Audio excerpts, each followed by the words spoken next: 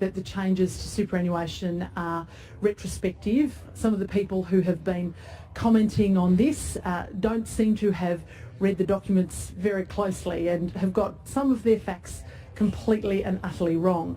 96% of Australians are unaffected by our superannuation changes or are better off.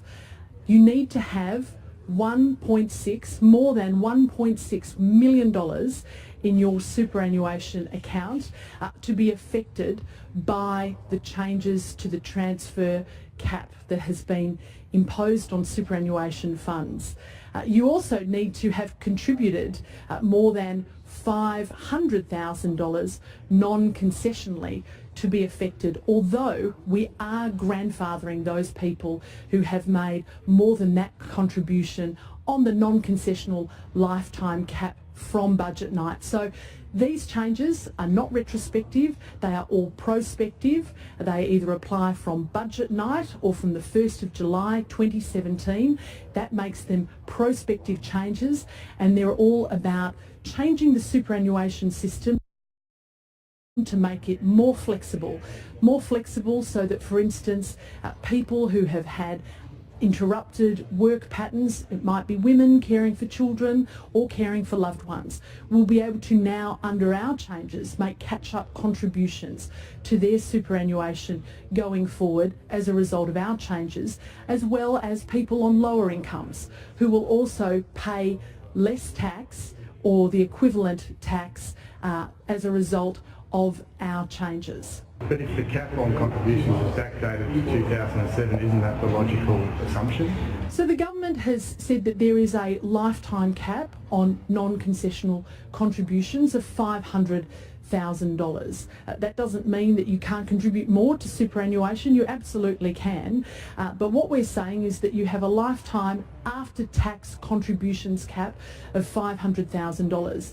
For those people who have contributed more than that, let's say they've contributed $800,000 before budget night, they are going to be grandfathered. They will not be affected by the lifetime cap. They won't be able to put in another $500,000, but all of the money that they've already contributed is able to remain in the superannuation system. That's not retrospective, that's the antithesis of a retrospective change. So you can guarantee that someone who exceeded the $500,000 lifetime post-tax contributions cap, or the $1.6 million cap on budget night, then won't face any different tax treatment than they would have faced the night before then? So those people who have contributed more than $500,000 non-concessionally will be able to keep their money in the superannuation system, and they do not face any penalty for doing that because they are grandfathered. The money that they have contributed remains in the superannuation system. And those people who are lucky enough to have more than $1.6 million in their superannuation system, we have a transfer balance cap of $1.6 million that will apply from the 1st of July. That money, that 1.6 that they transfer into their retirement income account, will remain tax-free. The earnings will remain tax-free on that 1.6. If they've got more than that, then it can remain in super in an accumulation account, and they'll pay 15% tax, which is concessional tax on that remaining amount. And just finally, are you confident the economic parameters in the budget will be identical to those that will be released by Treasury in the pre-election fiscal outlook? Well, I think that everyone will know soon enough what Treasury have to say in their PFO statement, and I won't make any statements about what it is that they're going to release. I will leave it most definitely to them. But you'd want to be confident that your figures stack up?